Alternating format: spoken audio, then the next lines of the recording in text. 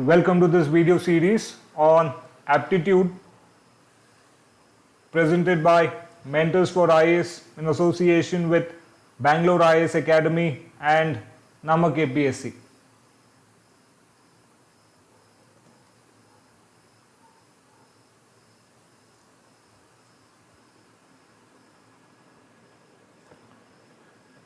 So in this particular session, we will be starting our discussion on problems based on percentage. Now, I'm pretty sure you understand, everybody understands the concept of percentage. By a certain percent, we mean many hundreds. By a certain percent, we mean many hundreds. Therefore, X percent means X hundreds.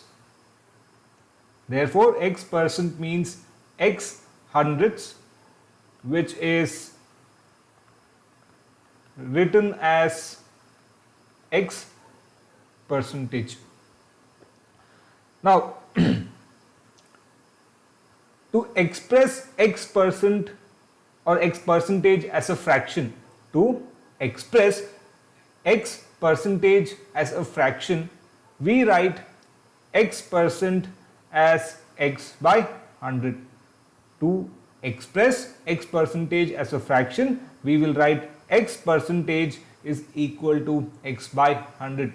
Meaning, if you have 12% or 12 percentage, how do we write 12 percentage in terms of fractions? Nothing but 20 by 100 or 1 by 5 or 1 by 5. 1 by 5 means it is nothing but 20% of something.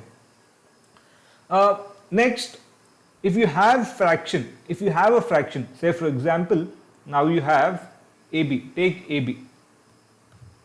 Okay, now you have AB. To express AB as a percent,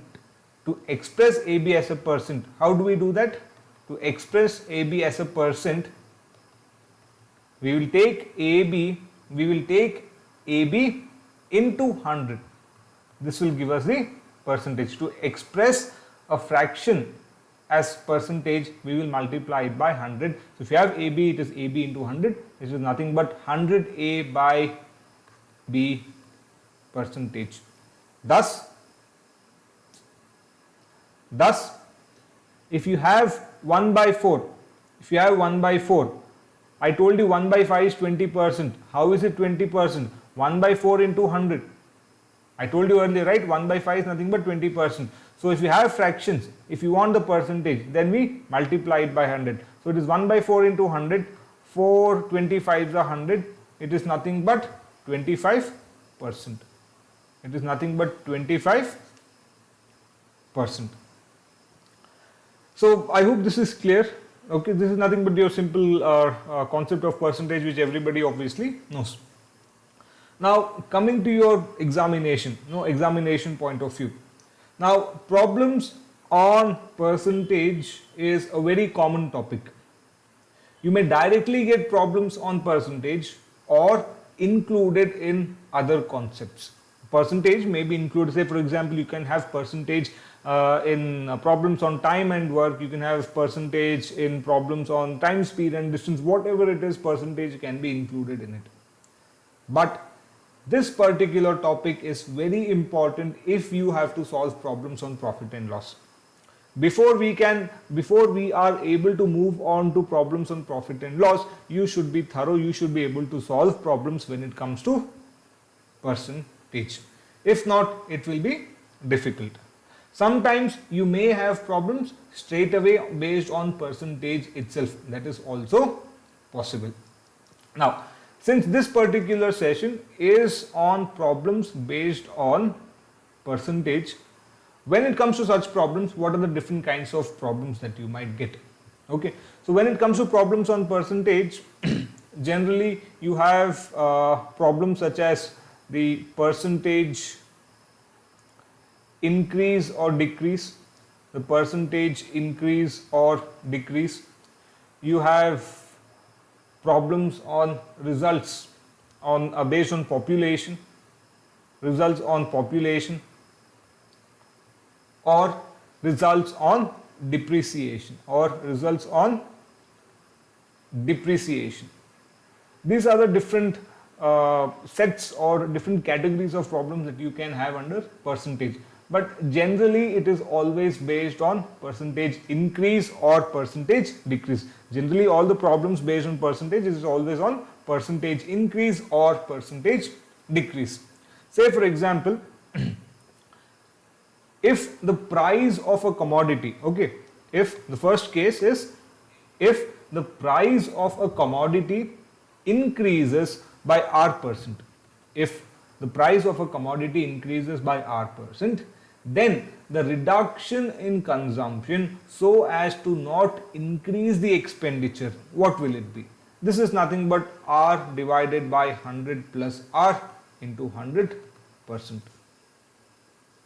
Second case, if the price of a commodity decreases by R%, if the price of a commodity decreases by R%, then the increase in consumption so as to not decrease the expenditure, what will it be? That will be R divided by 100 minus R into 100%. Okay, now even if you did not understand what is going on over here, I don't want you to worry. Again, as always, when you start solving problems, it is when you will understand. Plus, I don't want you to remember anything. I don't want you to remember all of this. It is not necessary. We will go with the concept. When you understand the concept, automatically you should be able to solve all these problems. You don't have to remember anything. You will understand how to get this. You will understand how to do this. All these shortcuts are derived from something. So in order to derive it, you have to understand. What if you understand the concept? You will be able to derive it. You will be able to derive the shortcut itself instead of remembering the shortcut or whatever it is. Okay, so what we will do is we will start our discussion with the first problem on percentage. Now the first question says it costs ₹1 to photocopy a sheet of paper. It costs ₹1 to photocopy a sheet of paper. However, 2% discount is allowed. 2% discount is allowed on all photocopies done after first 1000 sheets. How much will it cost to copy 5000 sheets of paper? Now, according to the question, the cost of xeroxing, of photocopying one sheet, the cost of photocopying one sheet is how much? It is 1 rupee. It is 1 rupee. Similarly, if I have to photocopy 5000 sheets, how much will it cost me? It will cost me 5000 rupees. The question further says there will be 2% discount on all photocopies done after 1000 sheets. Done after 1000 sheets, meaning if I am going to photocopy more than 1000 sheets, whatever extra sheets that I copy, on that I will get a discount of 2%. So here I am copying how many? 5000 sheets. So how many extra? After 1000 sheets, it is 1000 plus 4000 sheets. Now 1000 sheets, for 1000 sheets the cost is 1 rupee itself per sheet. So how much is it? It is 1000 rupees. Now when it comes to the extra 4000 sheets, that is photocopies done after 1000 sheets, for these 4000 sheets the cost is what? 4000 rupees. However, I will get a discount of 2%. I will get a discount of 2% on 4000 rupees. So how do you determine what is the discount of 4000 rupees? See, I did explain certain percent means many hundreds of something.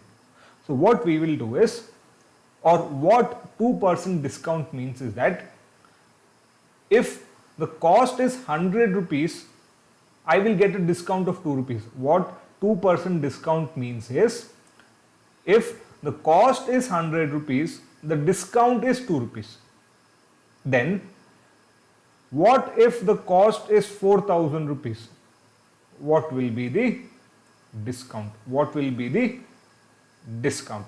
How do we determine that? Nothing but cross multiplication. So it is nothing but 2 into 4000 divided by 100. 0 and 0 gets cancelled. 40 into 2 is 80. Therefore, for 100 rupees, discount is 2 rupees. For 4000 rupees, the discount is 80 rupees. Discount is 80 rupees. So what do I have to pay? I have to pay 4000 rupees minus 80, which is nothing but 3920. 3920. Therefore, the total cost is what? 1000 plus 3920. Therefore, it is 4920 rupees. Therefore, the correct answer is 4920. The correct option is option D. The correct option is option D. Now, if you look at this particular question, that is the first question, sometimes it is possible for us to get confused. Here it says, however, 2% discount is allowed on all photocopies done after the first 1000 sheets. So it is like, for example, you might assume how it goes in Bangalore over here. They would say that if you photocopy, if the number of sheets is more than 100 rupees, then it is 0.75 rupees, it is 75 paise per sheet or something like that. So what you might do, some might assume that the 2% discount is on all 5000 sheets. See, here it is saying photocopies done after the first 1000 sheets on those. However, it is possible that some of us might get confused. Some of us might assume that the 2% discount is on all 5000 sheets. If the discount is on all 5000 sheets, that is, the discount is on 5000 rupees itself, then what will be the discount for us? See, for 100, it is 2 rupees. Then for 5000, it is how much? Nothing but 5000 into 2 divided by 100. 0, 0 gets cancelled. The discount is 100 rupees. Therefore, what do we have to pay? 5000 minus 100 is equal to 4900. Then the correct option would have been 4900. See, some might argue that we can interpret the question like this, but if you read the question, it actually says, however, 2% discount is allowed on all photocopies done after first 1000 sheets. So I want you to read the question properly, understand the question properly, not make mistakes like this where you'll end up marking 4900 just because you interpret the question slightly differently. Because for a question in the when it comes to your aptitude for mathematics, you can only have one correct answer. And when the question itself is ambiguous, then it is always based on the examiner, how the examiner wants to interpret the question. So here it is 4920. Please read the question properly. Do not get confused. So now let us move on to the second question. Now, the second question says, a woman saved rupees 2 and 50 paise, 2 rupees 50 paise in buying an item on sale. Now, if she spent rupees 25 for the item, approximately how much percent did she save in the transaction? Meaning, so see the question is saying a woman saved rupees 2 and 50 paise, 2 rupees 50 paise in buying an item on sale. So we could say that she got a discount of rupees, 2 rupees 50 paise. So if she got a discount of 2 rupees 50 paise and she spent a total of rupees 25, now the question is asking what was the percentage of discount. We have to determine what is the percentage of discount. Now, what is the buying price for her? Buying price is what? 25 rupees. 25 rupees. She had a discount of how much? She had a discount of how much? 2 rupees 50 paise. Now, if she did not have the discount, then what would have been the original cost price? What would have been the original cost price for her if she would have bought it? It would have been 25 rupees plus this 2 rupees 50 paise. It would have been 27 rupees and 50 paise.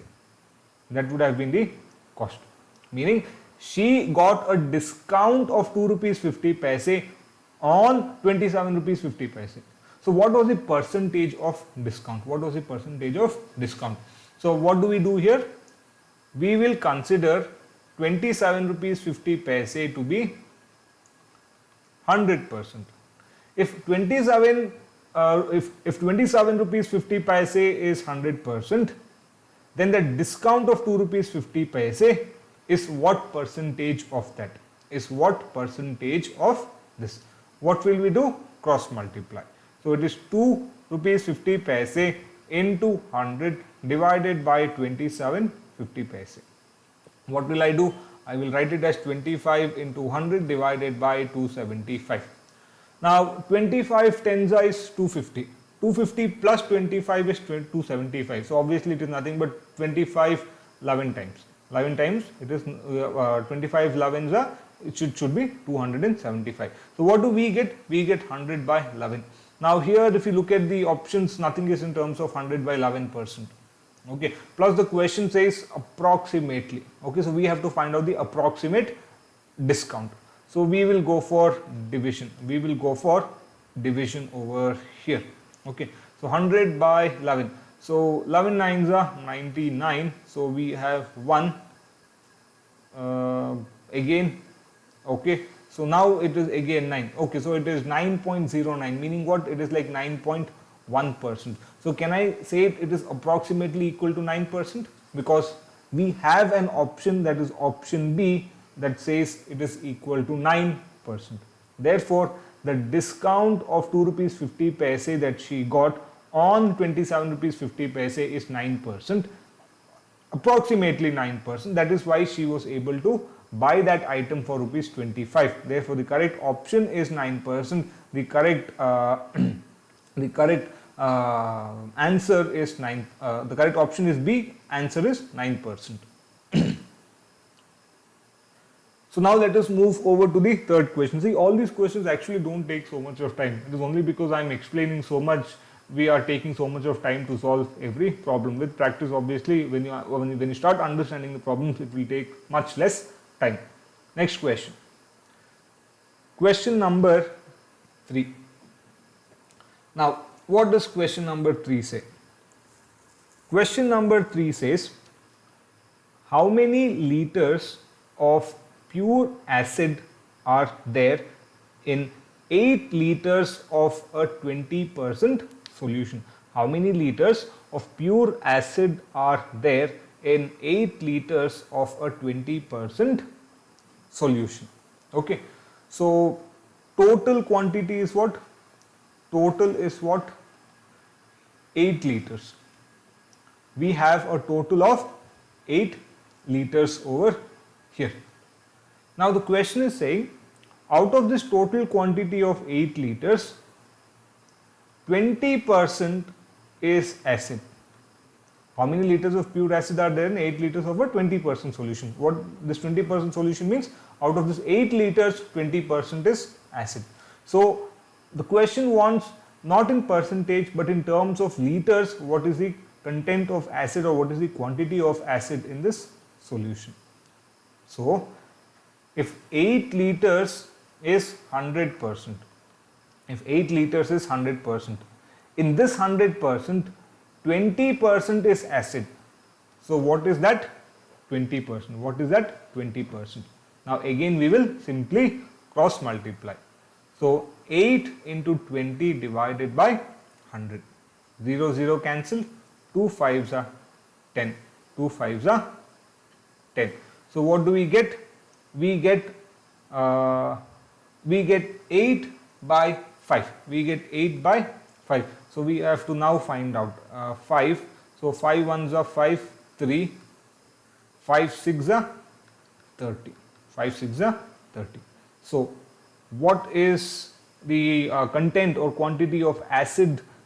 It is nothing but 1.6 liters. Therefore, the correct option is option C. The correct answer is 1.6 liters. This was a very simple question. I hope everybody was able to follow. Everybody was able to follow. So now let us move over to the next question. Question number 4. Now, question number 4 says, Rajiv buys goods worth rupees 6,650 he gets a rebate of 6% on it. After getting the rebate, he pays sales tax at 10%. Find the amount he will have to pay for the goods.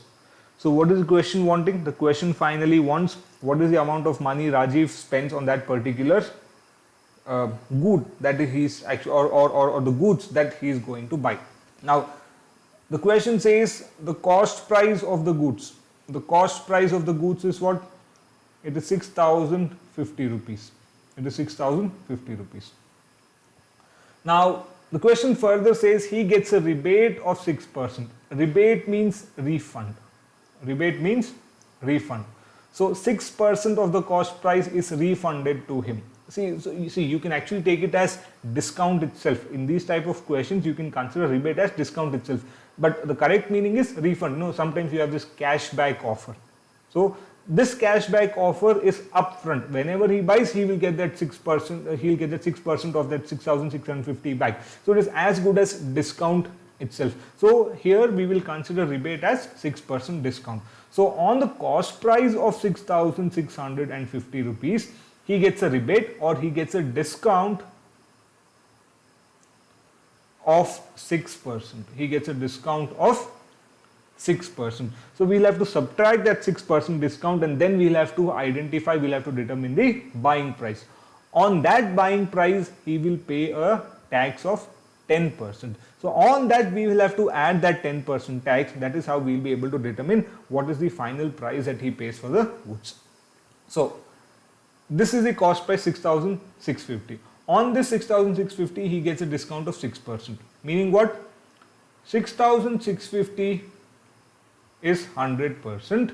Then what is 6%? What is 6%? So if you have been following, I'm pretty sure by now you should be able to understand that we can straight away write it as 6,650 into 6 by 100. See here, cross multiplying, what do you get? 6 into 6,650 divided by 100 or 6,650 into 6 by 100. So 0 and 0 gets cancelled over here. What do you get? 6 5s are 30, 6 is 36, 36 plus 3 is 39, 3, 6 is 36, 36 plus 3 is 39, divided by 10, 0 and 0 gets cancelled. Therefore, the discount is 3,999 on 6,650. So, after discount, what is the amount of money that he has to pay? So, it is nothing but 6,650 minus 399. So, if you subtract 400, you will get 6,250 plus 1. 6,250 plus 1 is 6,251. So, you see, you can actually save time by doing these things. See, you'll get 6,251 itself if you see here 4, 10, 1, 5, 14, 14, 5, 5, 3 is 2. Yes, it is nothing but 6,251 rupees. So now he has to pay 6,251 rupees after the discount of 399. However, on this he has to pay 10% tax. On this he has to pay 10% tax. So what is the total amount of money that he spends? It is 6,251 plus 10% on 6,251. Again, see here, 6,251 is 100%. Then what is 10%? 10 into 6,251 divided by 100. Divided by 100. 0 and 0 gets cancelled. This is nothing but 625.1. Therefore, the total amount of money that he spends is what?